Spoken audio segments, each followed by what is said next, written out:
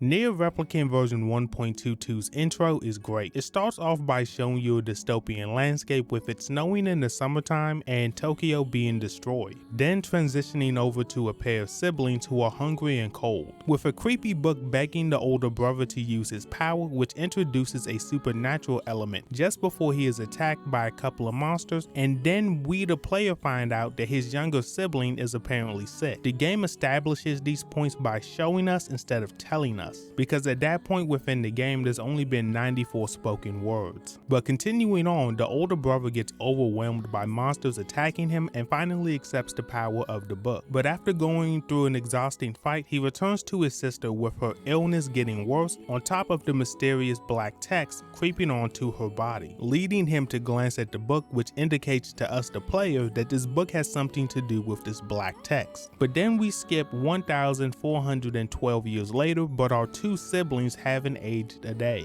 With no modern day buildings, clothing, and technology, humanity has been reduced to medieval times, with no mention of how these two and many others have lived for well over 1,000 years. You would expect this setting to be very weird, but it ends up being far more normal than what we had experienced just a couple of minutes ago, with NieR, the older brother, taking odd jobs from the village leader and other people to support his sickly younger sister named Yona. I believe it was an intentional choice to make the first hour after the intro a palate cleanser, with this new environment being bright, open, and warm enough to wear shorts in comparison to the dark, cramped, and cold place that we were dropped into in the beginning of the game. But just as you start to forget that, the game brings it all to the forefront, with Yona running off to the lost shrine in an attempt to get a lunar tear, a flower that might have the power to grant wishes to make her brother and herself rich, in addition to getting rid of her disease. NieR, after fighting his way through the shades within the shrine, finds Yona sleeping behind two giant sets of armor and a magical barrier containing a floating book. The red barrier reminds the player of the magic NieR used earlier in the game. With the book being there, you also assume that the book is the cause of it, but NieR realizes that the book isn't creating the barrier but is trapped by it and decides to break it out. But upon hearing the book's voice, we the players realize that this isn't the same book from the beginning of the game. Then something even weirder happens. NieR is surprised that the book could talk. Even though we've seen him use one of these magical books before, it seems like NieR has no recollection of that event. But after him and his new book named Device take down these giant shades and save Yona, the black text, now known as the Black Scroll, appears upon Yona once again. So within 1 hour, the game sets up 6 mysteries that will be at the core of this game's plot. What happened to the world in general? Why are NieR and Yona over 1,000 years old? What are these magical books? What happened to NieR's original book? Has NieR lost his memories? And lastly, what is the Black Scroll? This game sets us players on a very clear path in a concise and amazing way. And if you found this video to be amazing as well, leave a like on it, subscribe with notifications turned on to see more videos like the two on screen right now, and to be ready for my NieR Replicant version 1.22, Stormblood, and Shadowbringers big analysis videos when they release. But with that being said, it's been Skipx and I'm out.